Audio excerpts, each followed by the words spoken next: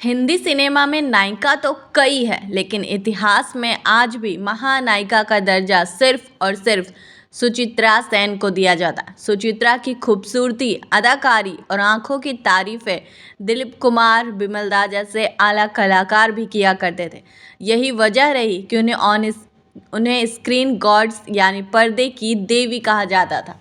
सुचित्रा बेहद स्वाभिमानी थी। सोमेन राजकुमार की फिल्में करना कई एक्ट्रेसेस का सपना हुआ करता था, लेकिन एक दौर वो भी रहा जब राजकुमार जैसी शख्सियत उन्हें फिल्म में लेने के लिए उनके कदमों पर आ बैठे थे। सुचित्रा ने ये कहते हुए उनकी फिल्म ठुकरा दिया कि उन्हें राजकुमार का अंदाज पसंद नहीं आया। सुचित्रा सेन कामयाबी की सीढ़ियां चढ़ रही थी, जबकि उनका स्टारडम उनकी शादीशुदा जिंदगी बर्बाद होने का कारण बन गया। फिर एक समय ऐसा भी आया जब सिर्फ एक फिल्म फ्लॉप होने के सदमे में उन्होंने फिल्म इंडस्ट्री और लोगों से राब्ता खत्म कर दिया। दुनिया से छिपने के लिए वे 36 साल तक एक कमरे में कैद होकर रही। दादा साहेब फाल्के अवार्ड दिया जाना था, लेकिन सुचित्रा अपने कमरे से निकलने को राजी नहीं हुई और अवार्ड ठुकरा दिया। उनकी आखिरी इच्छा भी यही रही कि उन्हें दुनिया की नज़रों से छिपाकर अंतिम विदाई दी जाए, जिससे उनका कोई चेहरा कोई ना देख सके। सुचित्रा सेन का जन्म 6 अप्रैल 1931 को बंगाल के सिराजगंज के पास भांगाबारी गांव में हुआ, जो पहले अब ये गांव बांग्लादेश में आता है। उनके पिता दासगुप्ता प्रभा म्यूनिसिपल के सैनिटरी इंस्पेक्टर थे, जबकि उनकी मां इंदिरा देवी एक गृहिणी थी। 5 भाई बहनों में सबसे छोटी सुचित्रा का असली नाम रोमा दास गुप्ता था, जो फिल्मों में आने के बाद बदला गया था। साल 1947 में भारत आज़ाद हुआ, तब सुचित्रा सेन पवा गवर्नमेंट हाई स्कूल की स्टूडेंट थी। आज़ादी के बाद भारत पाकिस्तान बंटवारे के दंगे शुरू हुए, जिसका असर बंगाल पर भी पड़ा। इन्हीं दंगों के कारण ईस्ट बंगाल में हिंदू परिवारों के साथ बर्बरता की जाने लगी। सुचित्रा के पिता किसी तरह परिवार की जान बचाते हुए वेस्ट बंगाल आकर बस गए, जो उस समय हिंदुओं के लिए एक सुरक्षित जगह थी। वेस्ट बंगाल में बसने के बाद पिता ने 15 साल की सुचित्रा की शादी बिजनेसमैन आदित्यनाथ सेन के बेटे दीवानाथ सेन से करवा दी। सुचित्रा को गाने का शौक था। घर में भी वो अक्सर गाना गुनगुनाया करती थी। उनके पति दीवानाथ उनके हुनर की कद्र करते थे। वो चाहते थे कि सुचित्रा का हुनर चार दीवारी में कैद ना रह जाए। यही वजह रही कि उन्होंने पत्नी को बंगाली सिनेमा का हिस्सा बनने का सुझाव दिया। दोनों ने मिलकर आदित्यनाथ को भी राजी कर लिया। पति ने मदद की तो 1952 में बन रही बंगाली फिल्म शेष कोठाई में उन्हें गाने का मौका मिला। फिल्म पूरी होने से पहले ही हीरोइन ने फिल्म छोड़ दी और फिल्म बंद हो गई।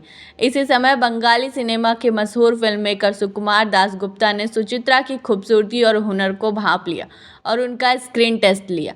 सुचित्रा का स्क्रीन टेस्ट इतना बेहतरीन था कि उन्हें फिल्म 7 नंबरी का कोयदो 1953 में कास्ट कर लिया गया। फिल्म की शूटिंग शुरू हुई और सुचित्रा की चर्चा बंगाली सिनेमा में होने लगी।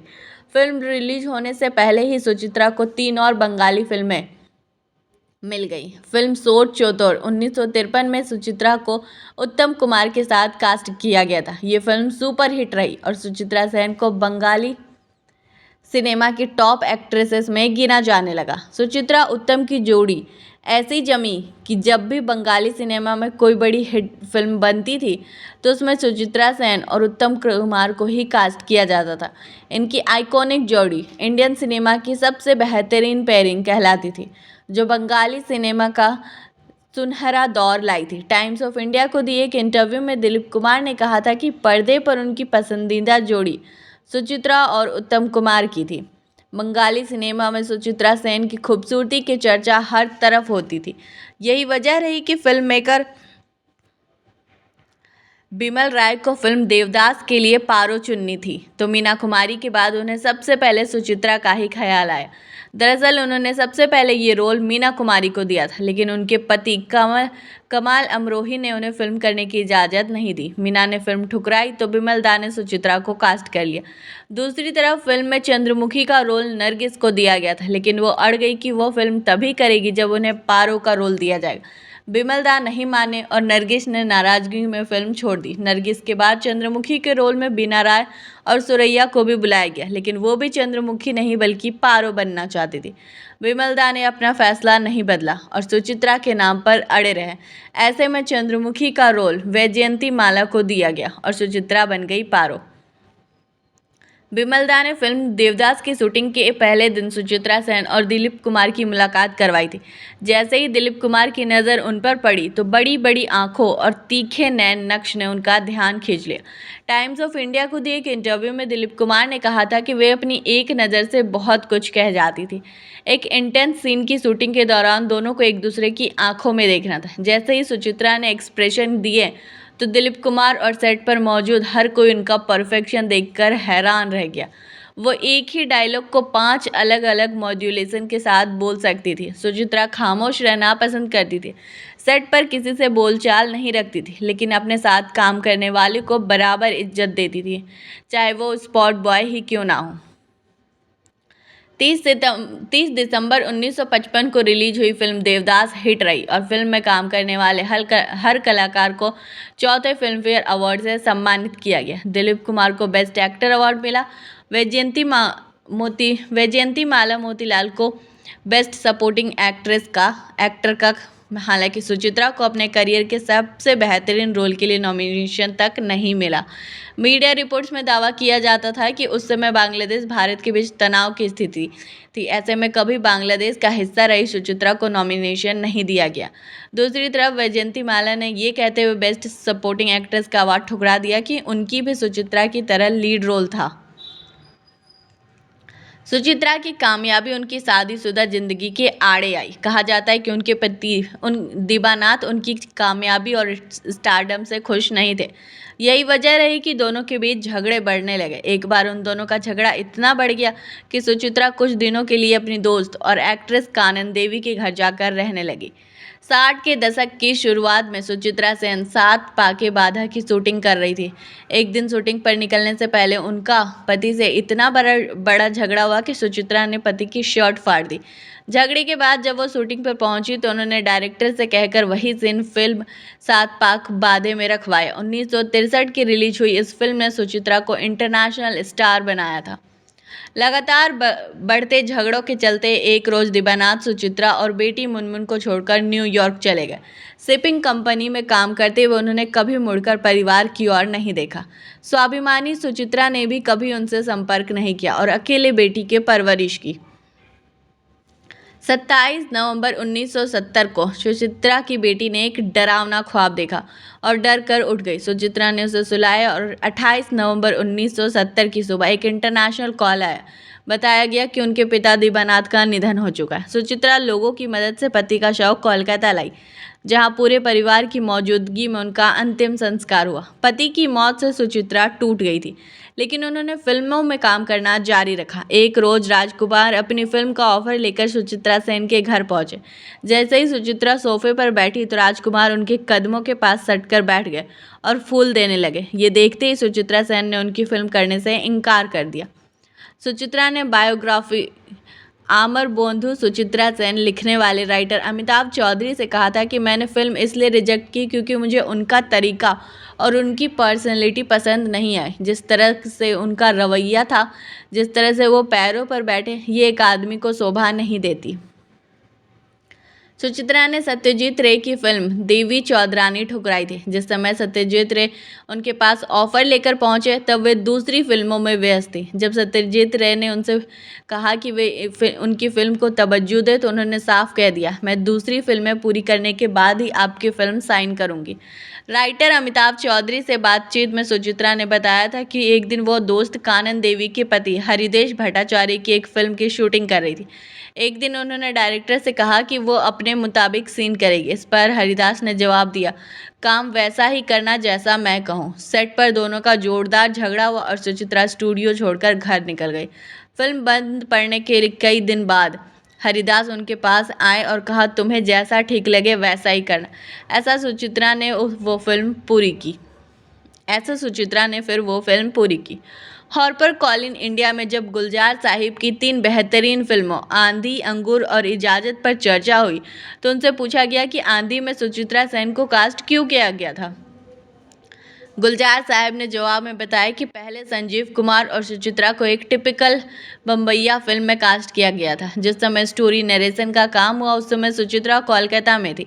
एक मीटिंग रखी गई जिसमें संजीव कुमार, गुलजार साहब, प्रोड्यूसर जे ओम प्रकाश, राइटर सचिन भौमिक मौजूद थे। जब बम्बैया थीम की स्टोरी सुनाई गई तो गुलजार साहब खड़े हुए और कहा, क्या आप लोगों को लगता है कि सुचित्रा सेन इस कहानी को सुनने के लिए कोलकाता से बम्बई आएगी? वे ऐसी फिल्में क्यों करेगी? राइटर सचिन भौमिक ने सहमति जताते हुए कहा, सही कहा, ये बम्बई है। हम यहाँ किसी भी एक्टर को बुला सकते हैं, लेकिन अगर सुचित्रा सेन को बुलाना है तो कहानी कुछ अलग होनी चाहिए। हर कोई इस बात से सहमत था। इसी बीच गुलजार साहब ने एक पॉलिटिकल ड्रामा फिल्म की कहानी सुनाई जो हर किसी को पसंद आ गई। वो कहानी फिल्म आंधी की थी जो उन्होंने सुचित्रा के लिए चुनी थी। ये बात भी कम लोग जानते हैं कि फिल्म आंधी के सेट पर हर कोई सुचित्रा को मैडम नहीं सर कहता था। ये रुतबा उन्हें गुलजार साहब ने ही दिया था। 14 फरवरी 1975 को रिलीज हुई फिल्म आंधी में सुचित्रा सेन आरती देवी का रोल प्ले किया था। कहा गया कि ये फिल्म तत्कालीन प्रधानमंत्री इंदिरा गांधी पर बनी है, जबकि ऐसा नहीं था। इस फिल्म को कांग्रेस पार्टी ने कई जगह रिलीज होने से रोक दिया। फिर जब इमरजेंसी लगी तो फिल्म को बैन कर दिया गया। कांग्रेस का मानना था कि इस फिल्म से उनकी पार्टी की छवि पर बुरा असर पड़ेगा। बैन के चलते फिल्म नेशनल टॉपिक बन गई थी। 1977 में जब कांग्रेस को हराकर जनता पार्टी सत्ता में आई तो इस फिल्म का टीवी प्रीमियर किया गया था। ये सुचित्रा सेन के करियर की सबसे बेहतरीन फिल्मों में से एक थी।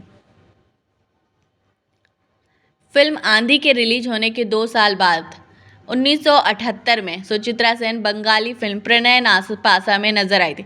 इस फिल्म का फ्लॉप होना सुचित्रा बर्दाश्त नहीं कर पाई और उन्होंने तुरंत फिल्मों से रिटायरमेंट की अनाउंसमेंट कर दी। जबकि उस समय वो राजेश खन्ना के साथ नाती विनोदनी में काम कर रही थी।